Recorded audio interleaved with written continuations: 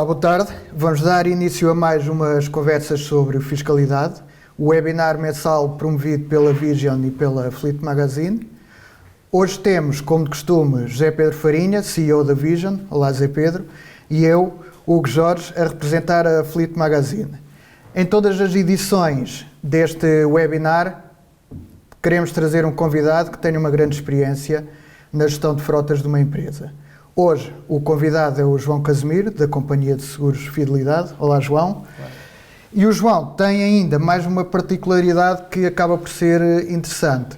Ele, além de trabalhar na Fidelidade, e neste momento, já esteve também numa gestora de frotas, onde ganhou uma experiência muito grande neste meio, que é gerir uma frota ou gerir uma empresa. E isso traz-lhe um estofo enorme para a conversa que nós queremos ter aqui hoje. Imaginem que têm um plafond de 400 euros mensais para cada carro. Como é que podiam escolher o carro?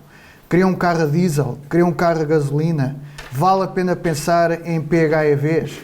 Além do próprio desempenho, estas questões podem ter implicações fiscais. E sobre implicações fiscais, vale a pena conhecer o que é que cada um das motorizações pode trazer, e por isso pedia-te, Zé Pedro, para fazeres aqui um pequeno enquadramento sobre o que é que temos em cada uma destas motorizações. Obrigado, Hugo. Boa tarde a todos. Portanto, cá estamos mais uma vez para falar da fiscalidade automóvel, que é um tema inesgotável.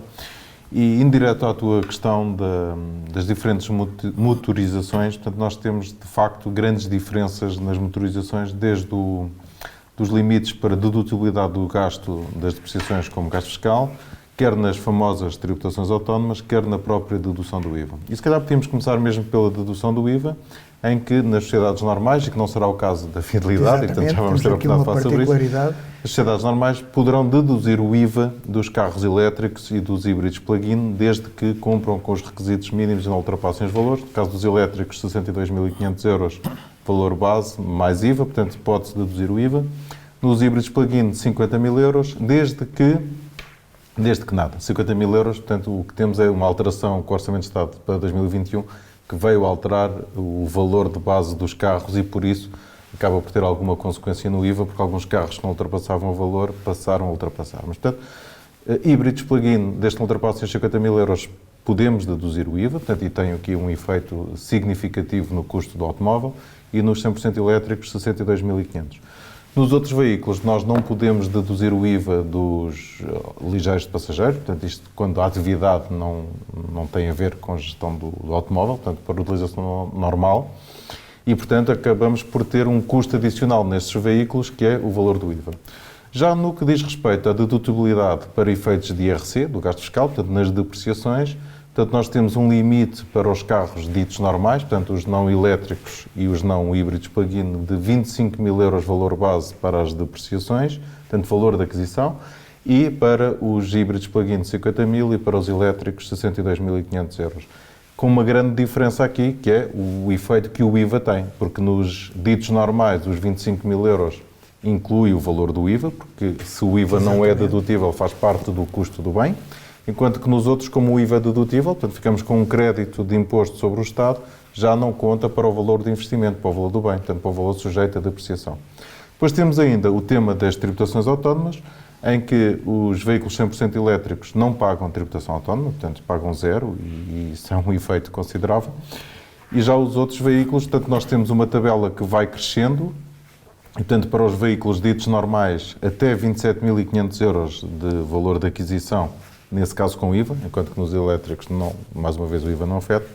Temos uma tributação autónoma de 10%, entre 27.500 e 35.000 temos uma tributação autónoma de 27,5%, portanto, nós vamos considerar o gasto da depreciação que abate no nosso IRC com o limite de base dos 25.000 euros, e o nosso IRC tem uma taxa de 21%, mas temos uma tributação autónoma para estes veículos acima de 27.500 euros de 27,5%, portanto, maior que a taxa de IRC. Para veículos com o valor maior ou igual a 35.000 euros, então a taxa de tributação autónoma é 35%.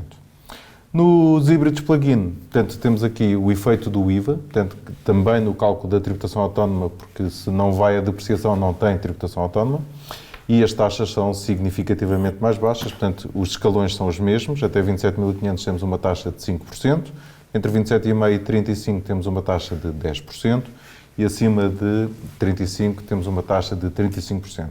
Depois temos aqui uma particularidade que são as viaturas GPL ou GNV, que são exclusivamente a GPL ou GNV, e então estas viaturas têm um escalão intermédio de tributação autónoma, portanto os escalões são os mesmos, as taxas é que são intermédias, primeiro escalão 7,5%, segundo escalão 15% e terceiro escalão 27,5%. Eu aqui atrevo-me a dizer que será de difícil aplicação estas taxas, porque não há veículos exclusivamente a GPL ou a GNV. E, portanto, em termos de grandes diferenças no que diz respeito às motorizações, são basicamente estas diferenças. Dedução do IVA ou não, aceitação do gasto para efeitos de IRC ou não e tributação autónoma. João Casimiro, em termos destas diferentes tecnologias, que critério fiscal é que costumam utilizar para fazer a escolha das viaturas para a frota? Boa tarde, antes de mais obrigado pelo convite, é sempre um prazer estar com a Fleet Magazine e também partilhar um bocadinho alguns pensamentos sobre estes temas de fiscalidade automóvel. Eu acho que, primeiro que tudo, houve sempre aqui um desejo da fidelidade de acompanhar esta tendência da descarbonização, da energia verde e, portanto, sempre o primeiro critério, acima de tudo, mais do que propriamente a questão da fiscalidade, foi tentarmos incluir viaturas mais eficientes na nossa frota. Depois, acho que ainda antes de entrar na fiscalidade, tem muito a ver também com a tipologia de utilizadores que temos, não é? Para nós, ainda não conseguimos ter viaturas 100% elétricas na nossa frota, porque a tipologia de utilização são pessoas que fazem mais quilómetros e, portanto, ou é por uma utilização citadina de pessoas que moram em Lisboa ou que moram próximo do trabalho e têm hipótese de carregar quer no trabalho, quer em casa, e, portanto, é uma solução e acontece a uma ou duas pessoas e, portanto, acaba por não ter aqui uma abrangência tão grande, obviamente não indo para segmentos Sim. mais elevados, um Tesla, uma coisa assim qualquer. Dito isto, obviamente depois aqui a fiscalidade ajuda bastante. Há bocadinho estava a falar, para nós a questão de IVA, nós enquanto atividade seguradora estamos isenta de IVA e portanto nós não deduzimos IVA, portanto aqui o efeito fiscal do IVA não o conseguimos ter e portanto esse efeito acaba por não ser aproveitado por nós, temos apenas o efeito da tributação autónoma. Nas viaturas híbridas plug-in, o que nós fomos sentindo foi que havia aqui, aliás, tínhamos a administração a dizer que as queria pôr na grelha e nós, há 2, 3 anos atrás, era difícil pôr, porque os preços eram muito elevados e mesmo com os benefícios fiscais não os conseguimos encaixar na nossa grelha. Nos últimos anos temos sentido um bocadinho mais esse aproximar. Acho que também muito fruto do facto das marcas automóveis terem agora multas elevadas no caso de não cumprirem os limites de emissões e, portanto, quando estamos a falar de multas de milhares de milhões, os preços estão a se adaptar um bocadinho e, portanto, o único efeito que nós temos é o da tributação autónoma e, portanto, nós passamos esse efeito para os utilizadores e, portanto, o que fazemos é revemos a renda que é possível para as viaturas plug-in e, com base nisso, estamos a conseguir encaixar mais viaturas plug-in e também elétricas na nossa grelha e, portanto, a questão fiscal aqui pesa bastante porque é uma forma de... Sobretudo em questões de tributação autónoma. Exatamente, em termos de tributação autónoma acaba por pesar e é a forma como nós temos de encaixar estas viaturas mais facilmente na nossa grelha e, portanto, com isso contribuímos para essa pegada verde que queremos deixar. Não é? Ok. Existe ainda uma questão que ainda não abordámos muito, que tem a ver, sobretudo, com a possibilidade de deduzir o IVA em metade do IVA nos gastos com combustível para as empresas. Como é que isto se processa exatamente, José Pedro? Portanto, isso aí é o que é. Portanto, nós podemos deduzir o IVA, de facto, de 50% dos valores gastos com gasóleo em qualquer tipo de viatura que não seja pesada de passageiros ou pesada de mercadorias, porque essas podem deduzir 100%, não é? E, de facto, acaba por ter aqui um efeito quase perverso, não é? Porque, por um lado, queremos castigar o diesel, por outro lado, podemos deduzir o IVA do diesel. Eu penso que isto tem a ver com razões históricas, porque quando o Código do IVA entrou em vigor em 1986 e quase não havia carros a diesel, portanto, na altura os carros eram a gasolina e, portanto, havia aqui esta benesse para as carrinhas de distribuição, para pouca gente tinha bons carros a diesel. Os carros a diesel eram carros de trabalho. E foi pensado sobretudo para os carros de trabalho, não é? Para carros comerciais. Exatamente, e que também já esses tinham uma utilização duvidosa, não é? Porque aqui o grande problema é sempre o mesmo, que é o Estado entende que o utilizador abusa da utilização da viatura da empresa, coisa que não acontece, não é? E, portanto, porque houve um boom de pessoas a comprar carros comerciais, portanto, se nós nos recuarmos para os anos 90, nós acabávamos os cursos e quando conseguimos negociar um carrito com os nossos pais, era um carro comercial. Não é? Portanto, porque se deduzia o IVA do carro e deduzia-se o IVA de metade do combustível. Depois houve um desenvolvimento da tecnologia automóvel, assunto que eu percebo pouco, mas portanto, hoje os carros são todos a diesel. Portanto, hoje o carro a diesel é quase melhor do que o carro a gasolina, sobretudo se for em segmentos médios. Portanto, é estranho como é que ainda ninguém pegou nessa dedução do IVA, embora para as empresas isso tenha pouca relevância. Portanto, a dedutibilidade de 50% do IVA do gasóleo não tem tanto impacto assim, ainda por cima se lhe somarmos tributações autónomas em cima, portanto, as empresas não ganham quase nada com isso. Portanto, acaba por ter aqui um efeito quase neutro, porque uma empresa que tem carros a diesel também normalmente tem tributações autónomas que compensam essa dedutibilidade do IVA e muito mais, não é? Em todo o caso, João, nesta questão da dedutibilidade do IVA, o que acontece é que as rendas das viaturas a gasóleo são sempre mais competitivas, ou muitas vezes mais competitivas do que as rendas da mesma viatura com propulsão a gasolina, certo? Sim. O que é que vocês verificam nas vossas pesquisas de mercado? Sim, nós temos feito isso. Primeiro que tudo, acho que há uma cultura muito diesel em Portugal, não é? E, portanto, acho que já vem aqui, ao longo dos anos, sido incutida e, portanto, acho que hoje em dia as pessoas, quando vão procurar um carro, têm a tendência de ir para o diesel, não é? Acho que tem muito a ver também com o tema do próprio preço, não é? Quando vemos o preço de bomba, também é um preço mais barato, portanto as pessoas olham para ali e acaba por ser mais barato. E muitas vezes, quer dizer, e cheguei aqui se calhar não tanto na fidelidade, mas noutras experiências que disseste que eu também já tive, chegámos à conclusão que até se calhar para determinadas quilometragens a gasolina até acabava por ser mais compensadora do que o próprio diesel. Obviamente a pessoa quando vai comprar um carro normalmente não faz essas contas para perceber daqui a 5 ou 6 anos o que é que vale a pena. O que nós notamos é que, sim, tendencialmente o diesel, em termos de rendas, é aquele que é mais competitivo, também porque depois, havendo esta tendência, o próprio valor residual é melhor nas viaturas diesel, porque os carros a diesel também têm mais saída no mercado usados e, portanto, isto acaba por ser aqui quase uma pescadinha de rabo na boca, porque os carros acabam por ser, as pessoas têm tendência a irem novos para os diesel, automaticamente nos usados também vão para diesel, o residual é mais alto e, portanto, tudo isso faz com que o diesel acabe por ser, face à gasolina, uma opção mais interessante quando vamos ver em termos de rendas. Depois há a questão dos híbridos, que estávamos a falar, eu há pouquinho estava a dizer que há uns anos atrás, quando olhávamos para os híbridos, realmente tinham preços muito elevados para a mesma gama.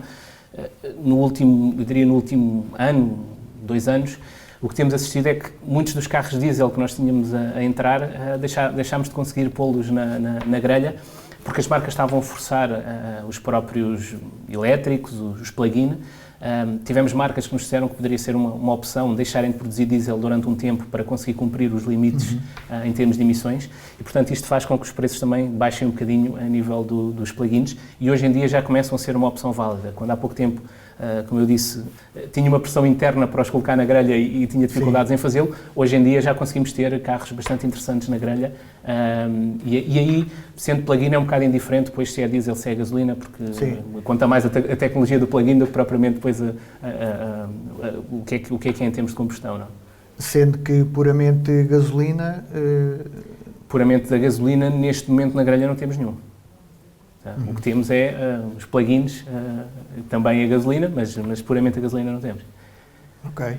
Em relação a essa questão também dos PHEVs e dos elétricos, se descontássemos a questão do IVA, até que ponto é que estas motorizações conseguiriam ser competitivas em termos fiscais?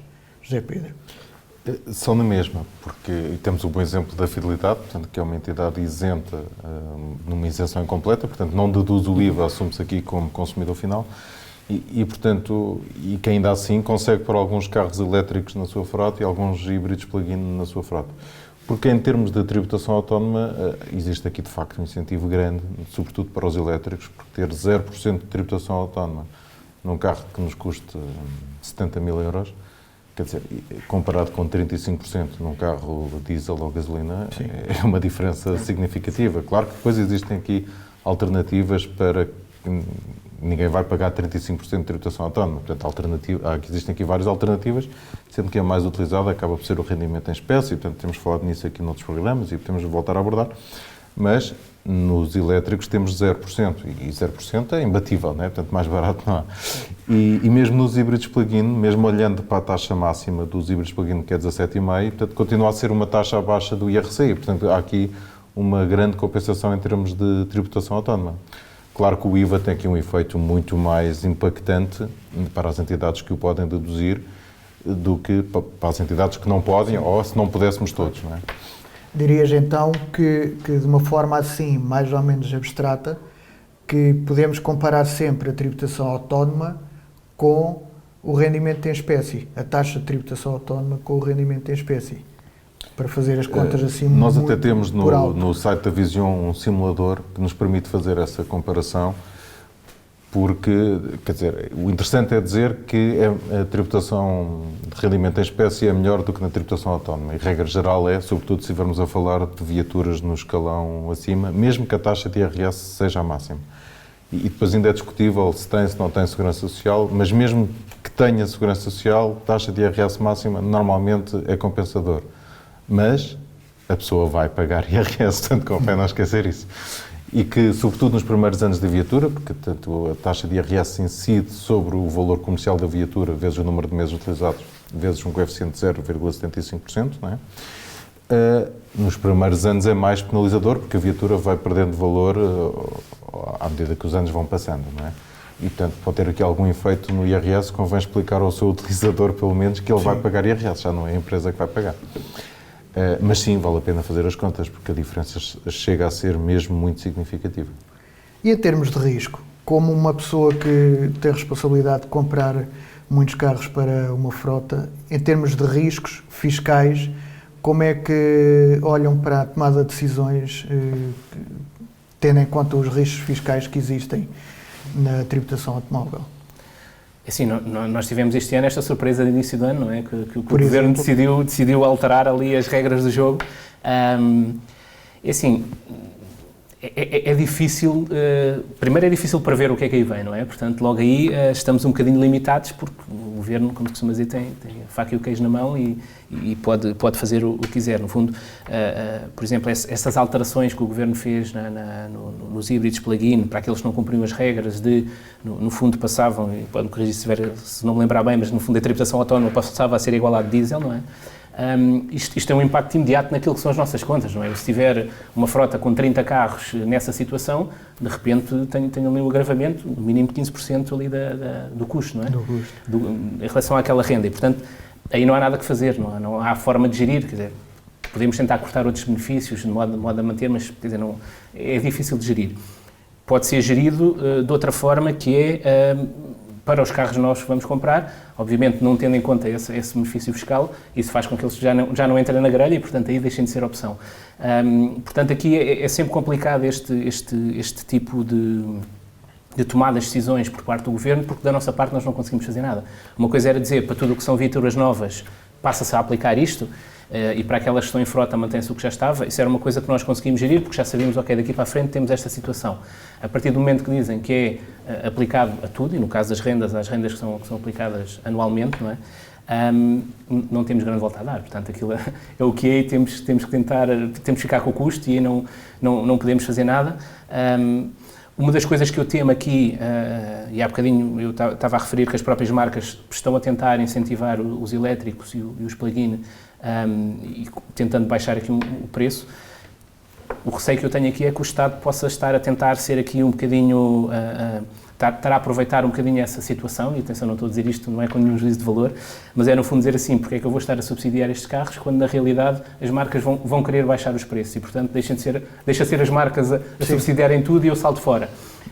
eu acho que aí corremos o risco de qualquer dia das marcas olharem para o mercado português e dizerem mas eu ali não quero pôr esta tipologia de carro e, portanto, ficamos com escassez de carros no mercado e, de repente, os preços aumentam. Portanto, eu acho que este equilíbrio é um equilíbrio que é difícil de se fazer, sendo que para nós gestores de frota, quer dizer, isto não é gerir, isto aqui é tentar controlar aqui os danos, exatamente, é imputar nas contas, porque realmente não há gestão que possamos fazer, porque se já os tivermos em frota, já estão em frota, não podemos fazer nada. Não. E até que ponto é que este risco pode ser considerado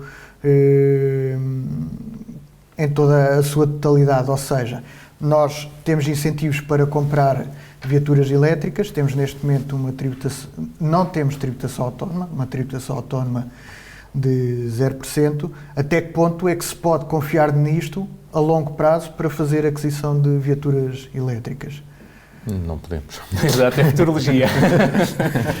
Não podemos. Porque isso, o que o João acabou de explicar muito bem, é a instabilidade fiscal que nós vivemos. Portanto, o que aconteceu com os híbridos plug-in, e não é só afetar os carros que estão em frota, porque muitas vezes os carros que estão em frota, como o João disse, não há nada a fazer. Em alguns casos teve que haver alguma coisa a fazer e muitos deles foram convertidos para rendimento em espécie porque subiam brutalmente o escalão e a taxa de tributação autónoma. Havia carros encomendados que houve empresas a desistir dos negócios e, portanto, houve marcas a ficar com os carros em stand porque não sabiam o que fazer com eles, porque as empresas converteram o sinal para carros a diesel ou simplesmente desistiram do negócio porque o sinal era baixo, não é? Porque houve carros que ultrapassaram o tal limite dos 50 mil euros de dedução do IVA e, portanto, houve carros que tiveram um aumento de quase 20 mil euros, entre ISV mais o IVA que não deduziam. Já para não falar depois no aumento para o escalão máximo da tributação autónoma, portanto, em que os carros pagavam 10% e da tributação autónoma passaram para 35%. Portanto, é gritante estas diferenças e ninguém previa isto. E não sabemos qual é a próxima surpresa. Na verdade, não sabemos. Nós podemos dizer aqui que os elétricos vão ter estes benefícios fiscais para todo o sempre, é o que se vive na Europa, mas não sabemos. Porque se de hoje para amanhã alguém se lembrar de que os elétricos, afinal, pagam tributação autónoma, ou não se deduz o IVA, ou etc., portanto, passamos a ter um problema. Sim. E como é que se faz, João? Joga-se à cautela? Quer dizer, o jogar ao cautela é manter as coisas como estão, não é? Eu acho que acima de tudo há aqui uma tendência de tentar ir para esse caminho de maior, de sermos mais verdes, de sermos mais ecológicos. Portanto, eu acho que aqui há que assumir esse risco, não é? A partir de um princípio, um bocadinho como o Zé Pedro estava a dizer, isto é uma tendência na Europa, quer dizer, não faz sentido. Quer dizer, por um lado acontece isso, a Comissão Europeia está a meter multas se não cumprirem as cotas e nós em Portugal estamos a tirar os benefícios, portanto parece-nos andar em sentido contrário.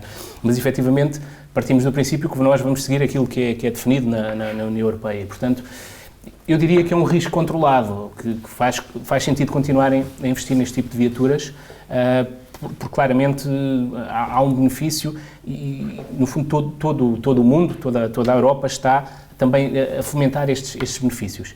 Agora, como o Zé Pedro dizia, é uma lotaria, não sabemos se amanhã não há essa ideia de fazer as coisas de maneira diferente. E assim, depois também sabemos que isto poderá ser também aqui algo temporário, quando ouvimos falar agora em carros autónomos, os self-driving cars, tudo isso, se calhar daqui a 10 anos já estamos a falar em carros elétricos e se calhar já não estamos a falar em rentings e posse de carro e provavelmente já em custo de utilização à la Uber, não é? Portanto, o próprio setor automóvel está um pouco em ebulição. Nós próprios vemos que as gestoras de frota hoje em dia já estão a denominar-se não gestoras de frota, mas gestoras de mobilidade, não é? Portanto, a frota já deixou de ser quase ali o chavão para ser a mobilidade, a ter outras soluções, a fazer parcerias com o Uber, com outras empresas, e isso faz com que estejam-se a posicionar no mercado que está a mudar. E, portanto, se calhar estamos a ter esta discussão de eu continuar a dizer que acho que faz sentido, porque se calhar daqui a 10 anos o mercado automóvel já vai ser completamente diferente e, portanto, tudo isto, estamos numa incerteza e temos que ver o que é que vem. Não? Voltando aqui um bocadinho ao nosso tema, no renting, há várias componentes que fazem parte de uma renda de renting. Quais dessas componentes é que podem ser dedutíveis em IVA? Nos elétricos? Em qualquer carro de renda de renting. Sim, também só podemos deduzir IVA nos elétricos ou nos híbridos plug-in, não é? Mas, atenção, isso é uma pergunta altamente relevante, porque nós só podemos deduzir o IVA da aquisição das viaturas. Portanto, depois temos gastos com... Portanto, vamos esquecer o renting. Portanto, eu compro uma viatura elétrica, eu posso deduzir o IVA do valor da aquisição. Mas depois não posso deduzir o IVA dos gastos com a viatura, nomeadamente manutenção, pneus, etc. Ora, nos rentings, muitas vezes esses gastos fazem parte da renda, ou normalmente fazem parte da renda. Sim. E ainda há um outro gasto que também faz parte da renda e que nem sequer devia ser sujeito a IVA, que é o juro. Não é? Portanto, também faz parte da renda, porque eu estou a pagar a viatura ao longo do tempo e também há uma componente de juro na renda. Na verdade, eu só posso deduzir o IVA do valor da aquisição, do valor da amortização financeira, do valor da aquisição da viatura. Portanto, eu devo conseguir expurgar do valor da renda todos os valores que não são referentes à aquisição. E sobre todos esses valores eu não posso deduzir o IVA. O João saberá melhor que eu o quão fácil é obter o detalhe dessa informação nas rendas. Não é? Ninguém Mas por tem, acaso não é? temos, mas costuma. Pronto, temos esse problema. Mas, de facto, temos que conseguir fazer. Nem que seja fazermos nós, contabilistas, um mapa financeiro com o serviço da dívida onde conseguimos explicar o que é a componente do valor da aquisição e o que não é. Tudo o que não é, o IVA não é dedutível. E como é que o consumidor beneficia mais? No estado em que as coisas são ou considerando a renda detalhada pelos seus diversos componentes? Eu acho que nem se trata de benefício. Portanto, eu acho que se trata de fazer bem. Porque se não fizermos bem, o que acontece é que se por acaso tivermos uma visita que todos nós adoramos, que é a inspeção das finanças, não é? O que vai acontecer é que alguém vai dizer que está mal. E, curiosamente, as locadoras ou o inspetor das finanças vão responder na hora. Portanto, eles vão saber mais rápido que nós o detalhe das rendas. Portanto, de facto, nós temos que insistir com os locadores para ter o detalhe das rendas. Porque, repara, o seguro não tem IVA, os juros não têm IVA, a manutenção tem IVA, não se pode deduzir, e a amortização financeira tem IVA, porque, no fundo, é o valor da aquisição, e podemos deduzir. Se nós não tivermos o detalhe disso, temos que ter forma de lá chegar. E não é fácil. E quase ninguém o faz, neste momento, não é? Há muitas empresas que já o fazem, portanto, o João acabou de dizer que depois de uma luta tem o detalhe das rendas, há colegas meus, portanto, contabilistas, que já fazem esses cálculos em Excel e que lhes dão valores aproximados. Portanto, quer dizer, as pessoas vão se desenrascando, mas na verdade as locadoras deviam nos dar logo essa informação porque ela é relevante para efeitos fiscais. E quando a empresa é objeto de atividade? Eu sou uma distribuidora e, portanto, a viatura faz parte do objeto da atividade que tenho. Isso, define distribuidora. Uma distribuidora de bens e que faz distribuição urbana, por exemplo. E estamos a falar de viaturas de mercadorias? Sim. Ok. É igual, portanto, nas viaturas de mercadoria, aí não é igual. No caso de uma distribuidora, portanto, ela pode deduzir o IVA das viaturas comerciais, portanto, e só das viaturas comerciais, e obviamente continua a ter o direito de deduzir dos ligeiros de passageiros, desde que elétricos ou híbridos plug-in, com todas as regras que já vimos. Mas nesse caso, todos os gastos relacionados com as viaturas comerciais, o IVA é dedutível. Portanto, desde a manutenção, portanto, todos os gastos. Exceção do gasóleo, como vimos há bocadinho, que só 50%. 50%.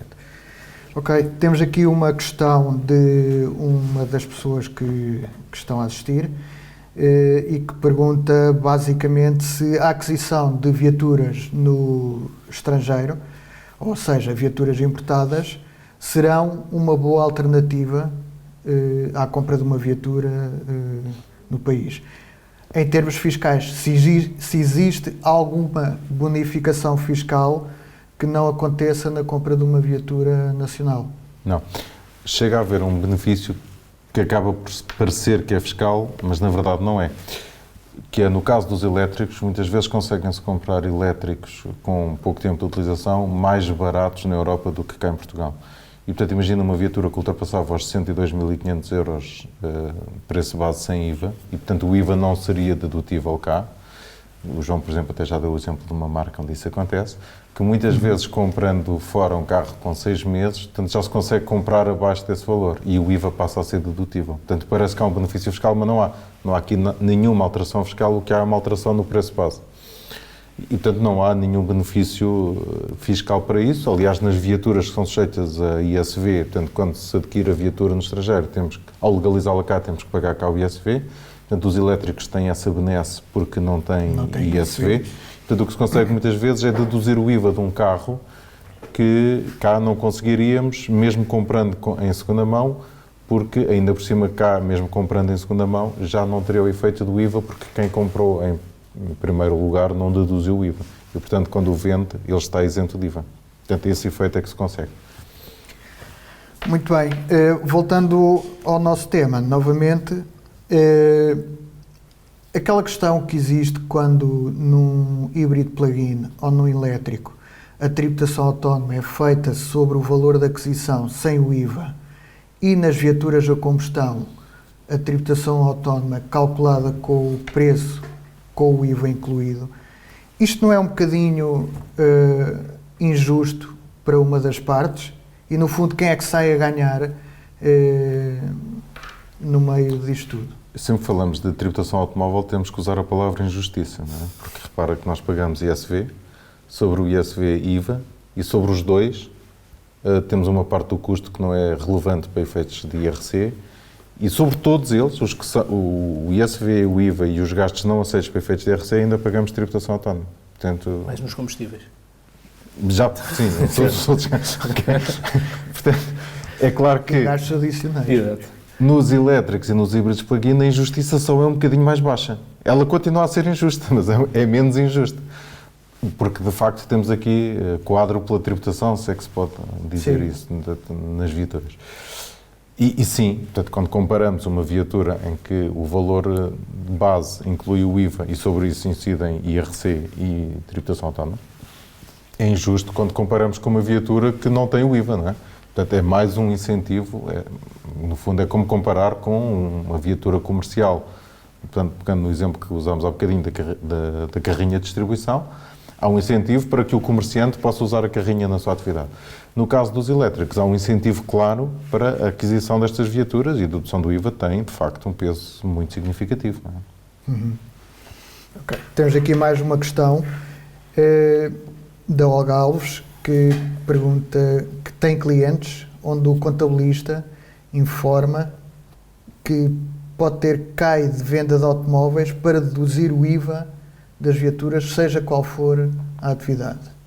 Isto é possível? Não chega a ter o CAI. Tem que exercer a atividade. Portanto, se eu comprar viaturas para vender viaturas, eu posso deduzir o IVA, portanto, porque a viatura passa a ser uma mercadoria para mim. O que eu não posso é, abro a atividade de compra e venda de automóveis, mas depois o que exerço é a atividade de contabilista certificado. Eu posso comprar as viaturas que eu quiser, mas não posso deduzir o IVA. Não é?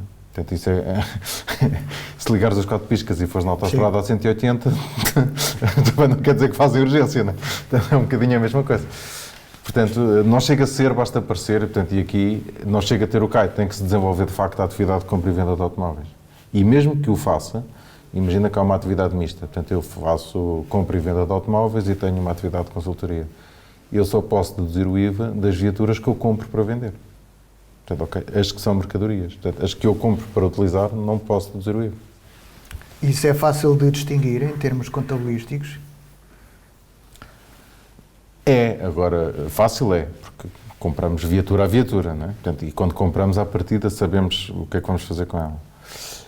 E portanto, também é fácil inventarmos, que é o grande problema. Não é? Portanto, eu compro uma viatura para vender, mas depois mudo ideias e vou utilizá-la. Então, se vou utilizá-la, corrijo o IVA. Ok? Portanto, se eu mudo ideias, mudo também de ideias fiscalmente. Portanto, e isso é importante ter presente, não é? Porque eu acho que a regra na escola onde nós queremos andar, as finanças já deram aulas. Portanto, não vale a pena inventar muito. Portanto, vale a pena fazer bem e aproveitar todas as benesses da lei. Dizer que temos uma atividade disto ou daquilo, se depois não exercemos a atividade, não vale a pena. Comprar uma viatura que compramos para vender ao abrigo da nossa atividade de compra e venda de automóveis, mas depois afinal é o carro que o patrão usa, não faz sentido. Muito bem, temos aqui mais uma questão, não sei se terei percebido bem o que perguntam. A partir de que cota de mercado pensa que a tributação, o ISV em concreto, será introduzida? Não percebi a pergunta. Também não percebi a pergunta, penso que por cota de mercado talvez estejam a referir em escalões de tributação autónoma, não? Eu penso que é um bocadinho de futurologia, portanto, porque já vem aqui uma pergunta da mesma pessoa, idem para a substituição do ISP por um imposto específico para a eletricidade a ser utilizada nos carregamentos. Não sei se se é uma pergunta retórica, portanto, em que vamos adivinhar um bocadinho o futuro, ou se é um caso concreto, mas, portanto, já agora... Ou a nossa opinião. A partir de cota de mercado de vendas, não dos elétricos. Ok, vamos esperar que a seja pessoa esclarecida. volte a nós. Exatamente. Basicamente, penso que já percebi a questão. A questão, pergunta é que, a partir de que momento do crescimento do mercado Ok. é que o Estado estará disposto a fazer alguma alteração em termos de tributação, sobretudo no ISV? Esperemos que não esteja. Não sabemos, não é? Esperemos que não esteja. Não conseguimos fazer futurologia, portanto, no outro dia, numa conversa entre nós, debatimos o tema do que é que ia acontecer ao futuro da tributação automóvel, sobretudo nos elétricos e nos híbridos plug-in, e alguém dizia que, com o aumento dos elétricos no mercado, o Estado vai ter que castigar os elétricos. Não sei. Não sei, porque eu acho que aqui tem que haver um alinhamento da Europa. Temos que ter o cuidado de não dizer às marcas não vendam carros elétricos para Portugal, vamos todos voltar aos carros a diesel, não é? Não conseguimos fazer essa futurologia, por mais que queiramos, não é? Ou eu não consigo. E, Rogério, já agora deixa-me só aqui acrescentar, pelo menos daquilo que foi público nas notícias, foi que até a decisão que foi tomada no início deste ano teve muito a ver também ali com pressão e negociação política para passar um orçamento de Estado. Sim. E, portanto, esse é do tipo de coisas Concreto, que nós, por muito sim. que a política esteja definida, quer dizer, não conseguimos prever tais coisas. Não é? E o próprio Ministro do Ambiente e o Secretário de Estado dos Assuntos Fiscais também já deram nota, mais do que uma vez, de que a tributação que existe hoje em dia para os elétricos e PHEVs não é eterna e tem que vir a ser alterada de ano para ano conforme as circunstâncias permitirem. Portanto, digamos que no futuro, obviamente, os elétricos e os PHEVs serão tributados como serão as restantes viaturas. Sobretudo quando não houver alternativa no mercado. Não é? Portanto, Exato. Aí... Lá está. É assim que se vira a cota de mercado, não é? Só mais uma questão para acabarmos, uma questão muito interessante, que uma pessoa pergunta se comprar uma viatura elétrica, por exemplo, de 100 mil euros, em copropriedade entre a empresa e o colaborador, metade de cada um, como é que pode dividir o IVA na parte da empresa? E, em primeiro lugar, se isto é possível, comprar uma viatura entre o colaborador e a empresa. Comprar em copropriedade é possível portanto, já muita gente inventou isso, até por causa das tributações autónomas para baixar os escalões. Agora, o que não é possível é enganar o Estado desta maneira. Portanto, se a viatura custa 100 mil euros, custa 100 mil euros. Portanto, até pode ser em copropriedade, mas o IVA não é dedutível. Okay? Portanto, é o valor da aquisição da viatura. Portanto, se nós só temos 50% da viatura, então também só temos 50% do limite. Portanto, se o limite é 62,5, então reduz para metade também. E, portanto, se ultrapassar esse limite, não deduz o IVA. Não é? Neste caso, cada um pagaria metade do IVA, não era? Sim, mas nenhum deles o deduz. Que era a pergunta. Porque senão também seria fácil. Portanto, toda a gente comprava as viaturas em copropriedade e o problema estava resolvido. Não é? Ok. Muito bem. Agradecemos a presença do José Pedro Farinha e também do João Casimiro e esperamos por vocês daqui a cerca de um mês nas nossas próximas conversas sobre fiscalidade. Obrigado e até à próxima.